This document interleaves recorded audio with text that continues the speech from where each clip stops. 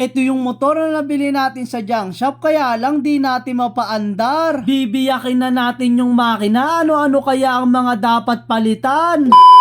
Ito yung motor na nabili ko sa junk shop, kaya lang ang problema dito ay wala ng papel. Hanggang sa nakausap ko yung nakabili, ito daw yung pangalan ng may-ari nakasulat sa papel. Kaya lang sinearch ko sa Facebook, hindi ko makita kasi ang daming lumalabas. Kaya pinag-iisipan ko talaga tong motor kung papalitan ko lahat ng panlabas. Kaya ang una na lang nating gagawin ay papaandarin natin yung makina. Sana kapag napanood to ng may-ari, makuha natin yung papel at para mabuo na. Kaya simulan na natin baklasin yung mga tornilyo dito sa makina. Ito kasi yung una nating dapat gawin at importante bago yung ibang mga pyesa. Syempre sa pagbaklas ng head, kailangan ito yung una nating tanggalin, yung tensioner. Sa pagbaklas ng timing gear, kailangan mong kalangan ng Phillips screw para mabilis mong matanggal yung timing gear. Kaya kapag natanggal mo na lahat ng mga tornilyo, pwede mo nang hugutin yung head nito. Ito pala yung naging problema kaya ayaw umandar. Ayan, ipapakita ko sa inyo. Kapag nilagyan ng gasolina, dire-diretso lang yung agos, singaw yung barbula. Grabe, puno na lang mga kalawang, kaya kailangan natin hasain para mapaandar na. Kaya hindi na tayo magpapaligoy-ligoy, baklasin na lang natin lahat ng internal. And take note, hindi ko pala lilinisan yung external para malaman nyo na hindi ko pinalitan. Ito yung barbula, nag-stack up na, hindi na matulak, halatang kinalawang na talaga. Kaya sinubukan kong pukpukin, baka sakaling matanggal na, kaya lang paghatak ko, ayaw talaga. Ganito pala ako maghasa, ginagamitan ko ng barena, pero depende yan kung gaano kakapal yung hahasain. Parang sa kaibigan mo, kapag masyado nang makapal ang mukha, pwede mo nang tampalin. Charot.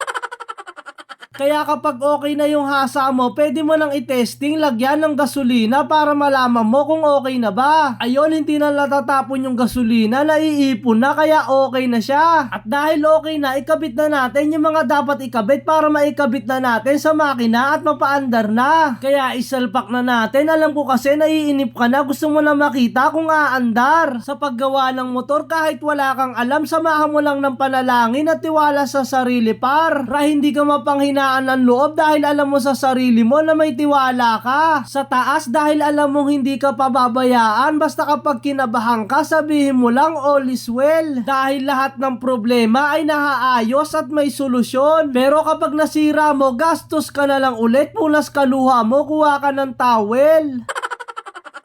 Sa pag-timing, laging may tanda, makikita mo yung tuldok, itapat mo lang dito sa araw na to. At sa pag-adjust ng valve clearance, hindi mo na kailangan gumamit ng failure gauge, tantiometer lang yung gagawin mo. Kapag okay na yung adjust mo, pwede mo na siyang takpan at tigpitan yung mga tornilyo. Pero sa palagay nyo, mapapaandar ko kaya to? Basta pag napaandar ko to, comment kayo ng apakaangas, tapos i-share nyo yung video. Deal or no deal? Let's go! Kaya isalpak na natin agad itong karburador, wag na tayong paligoy-ligoy pa. Siguro naman ay nagkasundo na tayo, kaya yung comment and share mo, aasahan ko talaga. Yun ay kung mapapaandar ko, kaya lagyan na natin ng gasolina para matesting na natin kung aandar na ba. Kaya ano pang iniintay, start mo na agad yan.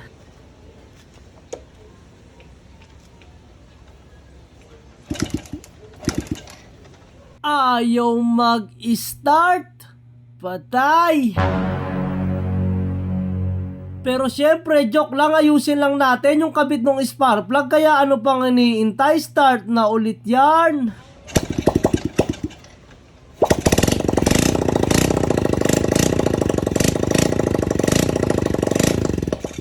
Oops, baka nabitin ka, paandarin ulit natin. Ano, isa pa? Tara, isa pa.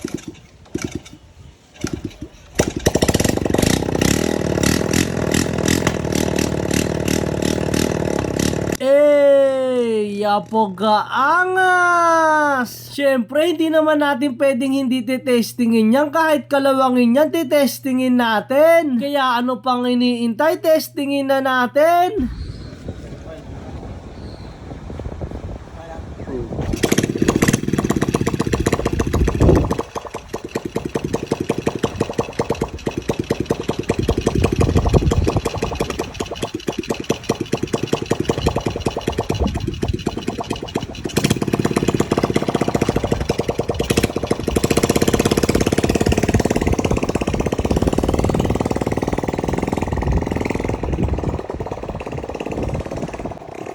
Alright, umaandar na kaya antayin na lang natin yung feedback nung dating may-ari. Sana ibigay sa atin yung papel. So paano, hanggang dito na lang muna ulit yung video. Kaya salamat sa panunood.